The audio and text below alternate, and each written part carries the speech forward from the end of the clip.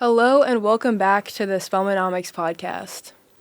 Hi, my name is Alajah, and I'm serving as a co-podcast producer this year. My name is Jenna Wilson, and I'm also serving as a co-podcast producer. And I hope you all enjoyed episode 5 with the very talented and amazing Anna Gifty discussing her new book, The Double Tax. In today's episode, we'll be giving you all a refresher on what's been going on in the U.S. and global economic systems over the past several months.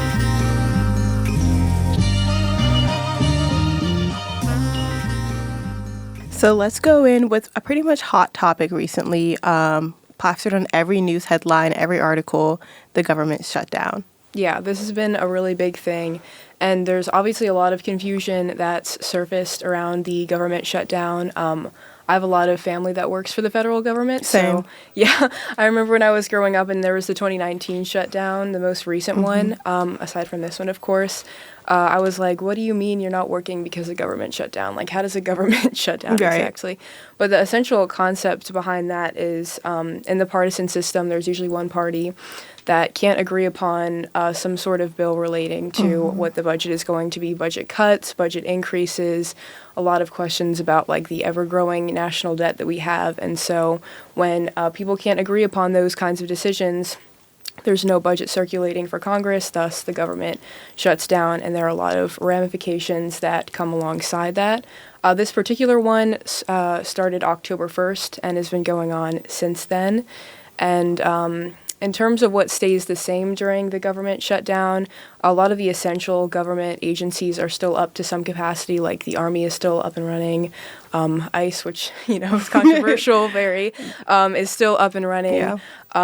And usually government assistance programs are usually up and running, like Pell Grants, WIC, things of that nature. SNAP for the past 60 years has been consistently something that has been up and running during government shutdowns for like the past 10 government shutdowns that we've had.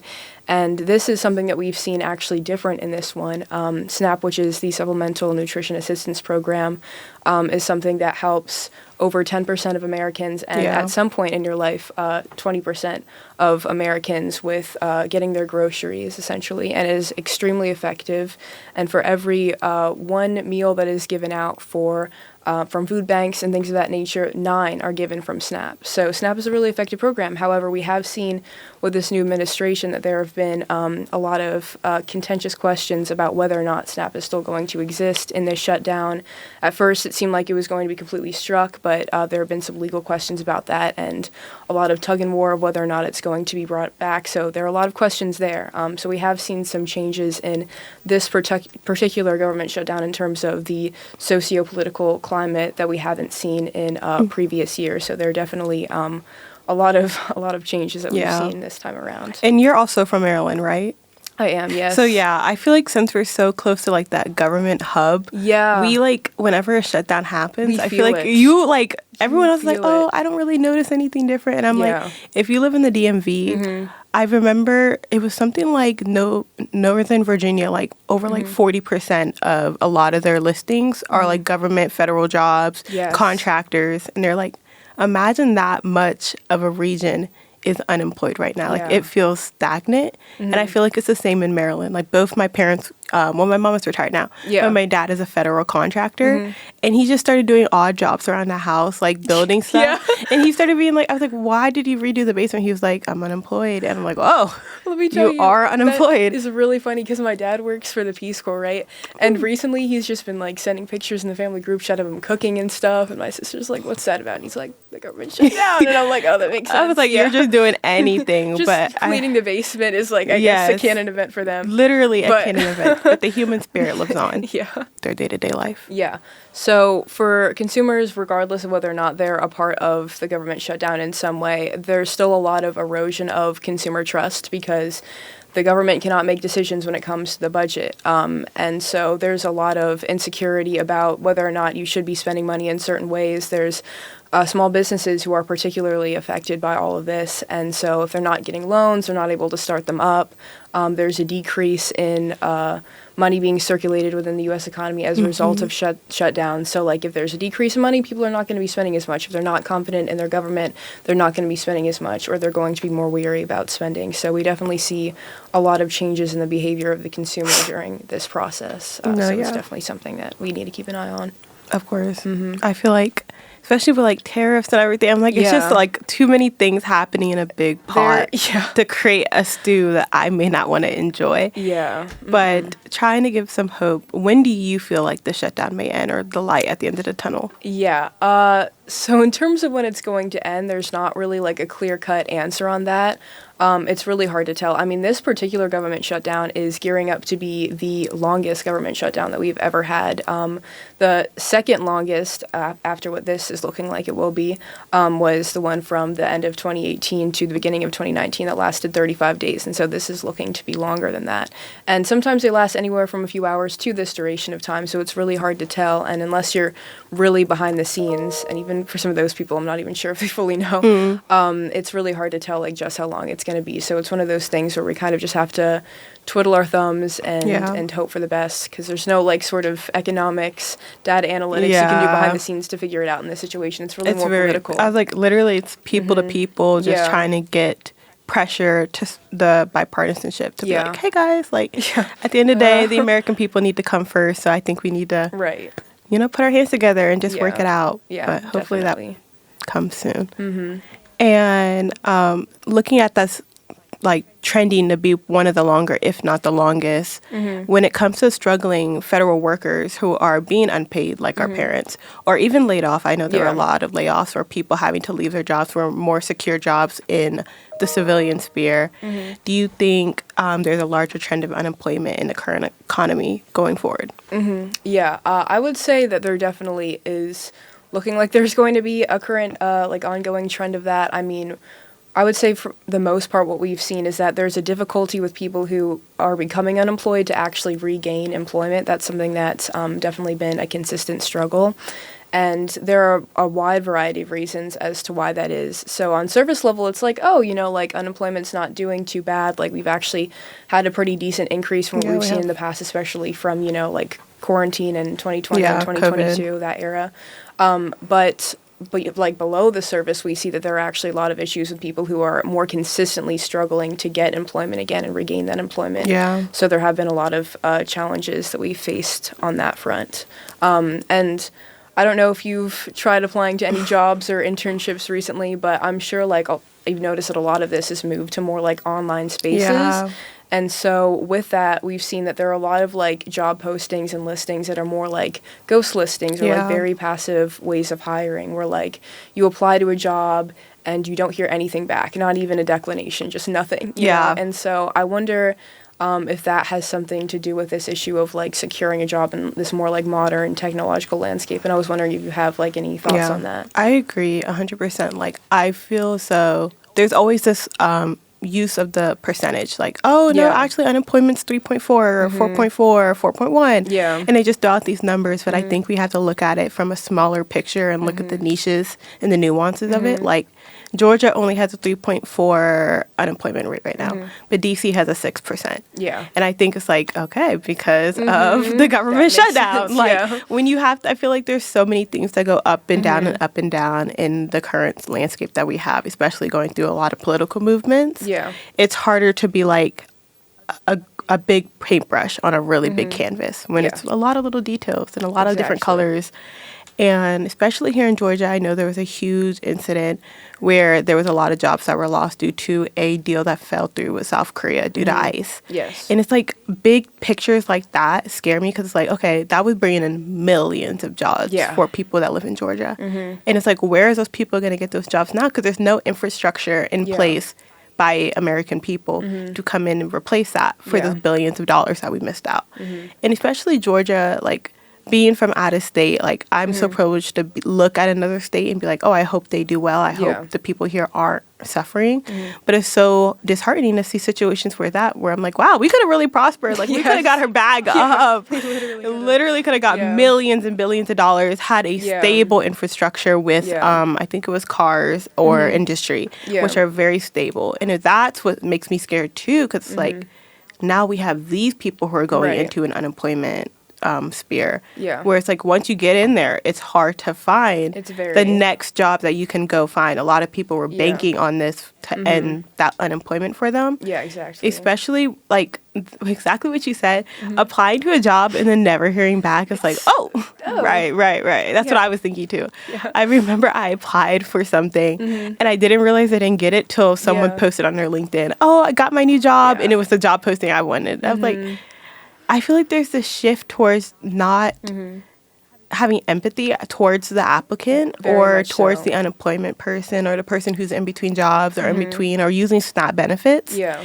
And it's like, dang, what if I really needed that job to support my 4 kids and I didn't even know I got rejected? Exactly. So I think it's really about changing the narrative of job postings. Like, I feel like price and how much you're paying in salary needs to be more transparent. I feel like going into a job interview and you bring it up, it shouldn't be a different number than what I saw posted. The hours should actually reflect what you expect me to work. If you say it's a 9 to 5 and I get in and you say technically it's a 9 to 5, but most of our associates come in at 8 and work till 8, post that on your thing or pay overtime. I know there's this overtime law that keeps popping up and they're like, oh, you're not qualified for overtime. You don't make overtime. You don't make overtime. And it's like, well, what do I make actually? I know, exactly. Because I'm working 50-hour work weeks, 60-hour work weeks, especially because I want to go into finance. I know a lot of people speak about the finance hours, and it's like, are you being fairly compensated? That word gets me. It's a lot. For your time and your energy that you're putting in to make this bank millions. Yeah, it's a lot. I don't know for any of you who've watched like the show Industry, for those of you who are like economics majors, but like there is a lot of like overtime that you see with those people, and it's like you should be fairly compensated for that work that you're doing. And I think that a lot of people are like really disgruntled with the current workforce and the fact that like things aren't transparent. Like you look at those listings and it's like there's no sort of indication of even what the salary would be, even what the starting salary would be, a range even. You know, like you're really like in the dark. And some people are genuinely depending upon these jobs. And like you're saying, like there's sort of no empathy from the other side, because I feel like when it's online, it's a lot easier to ignore people. You know, they're kind of just like numbers that are coming in. You can't see their individual stories, which is why like when you are applying to jobs, like it's really important to find other ways to be proactive. Like if they have an in-person office, ask for a physical application even. Yes, or do an office check. I love when a firm will be like, we're doing office checks, because then you get to speak to the people in the office you're applying to and make sure they see your face and your energy and like put your best foot forward. I did that at a firm I was going to. I actually met one of their managing directors. Oh, wow. He was a mentor for me for a case competition, which I won. So then I did an office check, not even realizing he worked out of that office. Did the office check. He introduces me to like his desk, like, oh, she won, blah, blah, blah, blah, blah. She's really great, blah, blah, blah. And now like I keep in contact with that office. So like I would love to apply for that office full time. We're looking, let me know. Or internship, I'll take anything. But I feel like that was a way, like if I put my application and I know those people are actually going to look at it. Whereas like sometimes at LinkedIn, they be getting me. That is a lie. That is a ghost posting. And I feel like that needs to like something in legislation needs to come through. Has to be like you have to that. like stop this, because this is unfair for the regular consumer. Like not everybody has time to sit here and apply people who are like vaguely connected to whoever they're trying to get in with. I 100% agree. Especially when like your parents are like, oh, just go in and submit a paper application. My mom did that all through high school. Really? I was like, girl, they're not taking no paper applications no more. They're really not. They're gonna trash my thing when I turn my back around. Literally. That's what I feel like. It's shifted so much in the years, and I feel like I don't know if the times have caught up with the norms. Bring back coffee chats or something. I don't know. Something like Bring back actually interviewing people and not just using AI to weed out resumes. Yeah, I mean, that's super important. Yeah. And also, on this note, obviously we know that these kinds of issues tend to disproportionately affect the Black community. Have you seen any like trends within the Black community specifically when it comes to employment and unemployment, these kinds of things? I feel like the labor market, like Black people, I feel like have this narrative that as long as we're economically strong, there's not much that can happen to us politically. Yeah. I feel as though people are like, just get a good job and the rest will follow. And I feel like this is different because if you can't even get a good job, what can follow? Yeah. Like, you can't really make political change because you don't have power because you're trying to feed your family. You can't get to the polls and vote. Yeah. I feel like there's so much that compounds on this really narrative that we all were fed that you're gonna do your 4 you're gonna literally do your 4 years and it's gonna pay back in dividends and we're waiting for those dividends to come. A lot of people have student loan debt and Black people historically have way more student loan debt than maybe some other individuals who have easier access to the scholarships or the Ivies, where if you make below 100,000, you're already on a full ride. Where a lot of these Black individuals are like, well, I need to go to school anywhere, so if I have to pay out of pocket, that's what I'm gonna have to do. And I feel like that's also moving different for immigrants who have also been fed a very similar narrative. Come to America, get your degree here. We're gonna take care of you because you just took care of us. Like, you did our schools, you did our education, you fed our economy by living here, paying here, renting here. And now Trump just got rid of the visa that allows that to happen. I remember I saw a video on TikTok where a girl was flying home to visit her family in Asia. And that's when the H-1B had just been snatched away. So she literally got off her plane because she was like, I don't know if I'll be able to come home if I leave.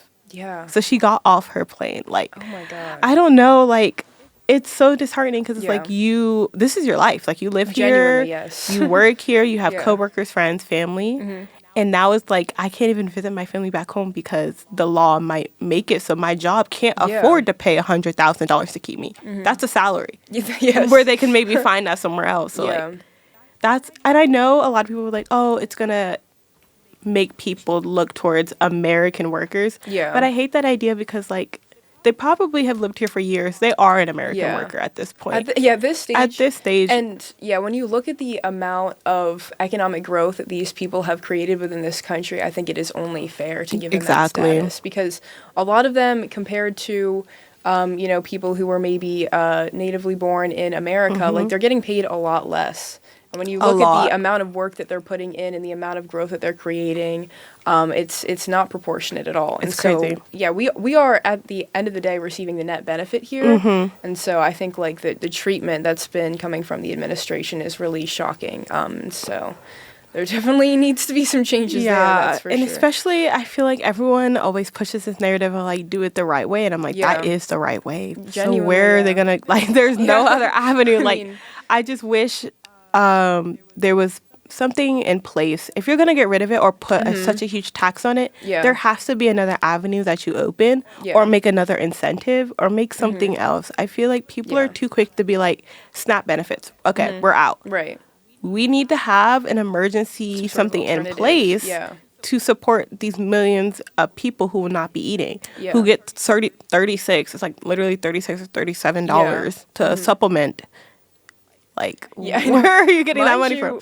I mean, historically speaking, like, they have been able to draw funds, like, from other aspects of the government, or they've had, like, reserve funds for times like this, because they know that, like, sometimes there will be government shutdowns, and so they have been able to sustain that in the past. It's just there's been, like, an intentional decision to not choose it. And I think that's the narrative spun by so many people that are like, this is for the greater good. And I'm like, the greater good is taking care of your American people. Exactly. In the end of the day. Yeah. Regardless of, like, what kind of American life that looks like. I think that's really important.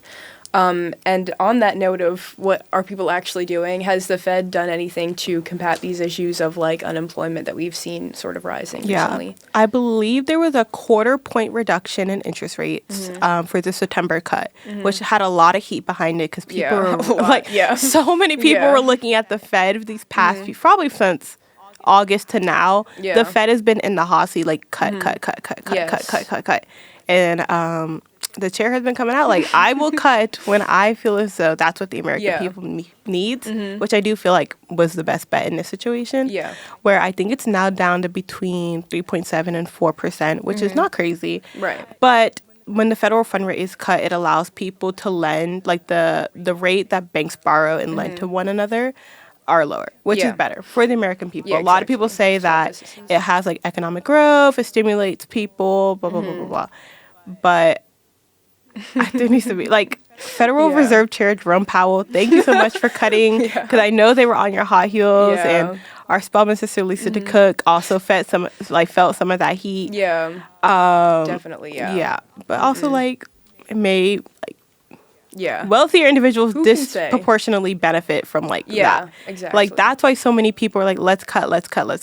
It's not always to help the American people, whereas this case it may be to help unemployment and inflation. But a lot of times it's for people that have all these huge returns. And when they get that cut, they're making even more returns, literally dividends. And it's like, America, we already struggle with wealth inequality, and now you're just like expediting it. Yeah, like kind of like stacking on top of it. And that's definitely something that we have seen. But a lot of the issue with like, or the reason behind like those cuts is also from like the tariffs that we've seen. And that is another huge thing that we have seen recently. It's just like a seemingly insurmountable of tariffs. And so like, everybody's familiar, like tariffs are just like a percentage of the cost of a good tacked onto it, essentially to promote economic growth within whatever country is, imparting those tariffs. And so like there's been historical reasoning behind that, and like to a degree I understand like the reasoning of like, oh, instead of like outsourcing all of these like factory jobs and all of these things, we're going to be making things in-house and thus generating more money within the US economy as opposed to, taking it elsewhere. But it's been to a point that's like almost egregious. Like we've seen since the start of this year, 2025, from January to April, we've seen a jump in tariffs from 2.5% to 27%, which is a crazy, crazy increase in tariffs. And there have been a lot of ramifications that come along with that. I remember like before Trump was even elected as president, there were a lot of companies that were sort of predicting what the outcome would be and were already like deciding to heighten the costs of their products because they knew they were going to have to be spending more for these tariffs, because regardless of like what the tariffs are going to be, there will always be companies, very large companies, who are going to be having to get, their resources from other places because we don't always have the infrastructure in place for a lot of the minerals that they need, for example. We just don't have that. We don't even have the landscape for that. So like there will always be people who are looking elsewhere for these things, and that will eventually fall back on the consumer. Eventually, when these companies are increasing their prices to combat tariffs, we will see that falling back on the consumer because they are essentially paying that tax themselves. And so, while there is a reasoning behind it, when it is increased to this degree, it becomes, I think, more of a detriment to the average American than something that benefits them. So that's definitely something that we have to keep an eye on, because as this increases, there have been like a lot of, contentious issues between different countries when it comes to these tariffs. And speaking of that, have we seen any of these issues or contentions come from nations already going through the tariffs? I would say the number one is definitely China. China has had a lot of, issues with the U.S. recently about these tariffs and just like our economic policies in general. As we know, like there's that joke of like, like if you pick something up, you're going to see like a made from China stamp on it, because like that's where we get a lot of our goods from. And it makes sense because over there, comparatively, their labor force is a lot less inexpensive than it is here. And it's way bigger. Yeah, it is way bigger. You can get a lot of the same products of the same quality for a much, much lower price over there. And so like that makes sense why we're importing a lot of those goods here from China and other countries, of course, but China is definitely the one that we've seen the most. However, from the U.S. side of things, the concern is that there's a trade deficit. Being that, like we're importing all of these goods, but we're not really exporting and selling anything over to China because, quite frankly, what do they need? They don't need it. Literally, what do they need? They literally do not need it from us. But they would, obviously take our money. And I think there have been a lot of concerns about that, and especially from an administrative side, there are concerns about the rapid economic growth that we've seen within China. Like, not only are they a brick nation, but they are genuinely becoming like a top contender for powerhouses within the globe, like competing head to head with the U.S. at this point. And so I think there's a lot of fear of like, simultaneously you are feeding something that you don't want to have power, but you don't really have much of an option because we are getting a lot of our stuff from there. And it grows this sort of dependency, but I don't think the solution is to try to chop that, like extending hand, because what are we going to do? We still need to be fed at the end of the day, and literally and figuratively. So, yes. So, there are a lot of questions in the air about that, and I'm not completely sure where that's going to be headed. But we have at least seen a lot of U.S. companies sort of bouncing back from a lot of the tariffs that we've seen and placed upon like Chinese products and products from abroad. They found ways to sort of combat that. Some of them haven't been great. That's also led to layoffs and things of that nature. But like overall, they've responded a lot better to these tariffs than what we might have previously imagined. But it's still overall caused a lot of issues for. As far as our diplomacy, especially, it's caused a lot of issues, like both domestically and abroad. Especially, I know recently there's been an economic case that has gone all the way to the Supreme Court about tariffs, because Trump is trying to use like an emergency clause that we have to be able to go up to 50% tariffs, which is crazy. And actually, a lot of people thought, we do have a very conservative Supreme Court bench that we have probably until we die. It's going to be here for a while. Yeah. And a lot of his key conservatives are like, why do we need to do a declared emergency to issue unchecked tariffs? Yeah. And like, I'm trying to think of like a nice way to say it. A lot of the companies that are challenging the policy, like the tariff policy, are using a lot of these judges to be like, at the end of the day, put the American people first. Why are we using emergency clauses? To be, like, I don't know. That's kind of like, we can't just, talk it out. An emergency clause to go up to 50%. Yeah. And, but a lot of the conservative Supreme Court justices are actually on the side of like, wait, why are we using what is going Supreme Court? Yeah. This is like one of the biggest cases right now that maybe, they're flipping. Not flipping in every single case, but flipping to be like, this is the first break they would put on the Trump train to be like, at some point we need to reevaluate where we are with these tariffs before we go up to 50%. Or even up to like, we're at like 37 right now. Even going to 40. Like, maybe we stop at 37. Exactly. Yeah, maybe that's fine. I feel like 37, and, we're doing a lot. Like, a lot. Yeah. And we have so much going on internally. Literally the shutdown. I feel like if we don't even have the shutdown figured out, we put that one on the back burner, we come back to the tariffs. Exactly. Because at the end of the day, they're always going to be there. Yes, they will always be there. Well, unfortunately. Unfortunately. But, so we have seen a lot of internal changes, as you mentioned. We have seen the issues with the shutdown. We've seen issues with unemployment. We've seen issues with unemployment benefits, payback issues with government workers and contractors. That's been a big thing. Yeah. And then, of course, globally, we've seen issues with tariffs and just general diplomacy regarding economic policies. Yeah. And this is something that, we will have to continue to witness, because there's no sort of sign that this is going to slow down or stop or anything. Yeah, it's very steady, unfortunately. Yeah, it's like it's an exponential incline, actually, in craziness in what we've been seeing. So, we're going to have to just keep an eye out for that and hopefully give you all some more updates on what's been going on. Hopefully. And on the brighter side, while we're going through a period of economic stress, like I said earlier in the episode, the human spirit prevails always. So true, yes. So there's still hope for improvement while the government and its workers adjust to the shutdown and businesses continue to develop under the stress of tariffs. Yeah. Because it could be COVID. There were so many closed businesses, so many people failed, so many people were in economic downspill and downturn. Yeah.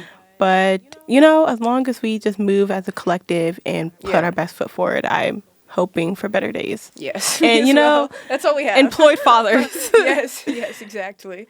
Employed. All right, so this is going to be our very first true-false segment. This is all on Alajah.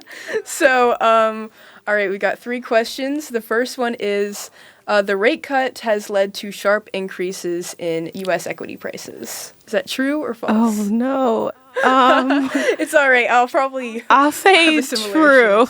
Yes. Oh, yeah. That is true. The second one is, despite an increase in factory production, the number of factory jobs has decreased since earlier this year. I'm going to say true, just because of what happened in Georgia. That is true. All right. And then the last one that we have is, real wages have decreased 2% since the pandemic. Oh. This is hard. This is a specific kind of percentage. I'm going to say false. It is false. Oh, yeah. Wow.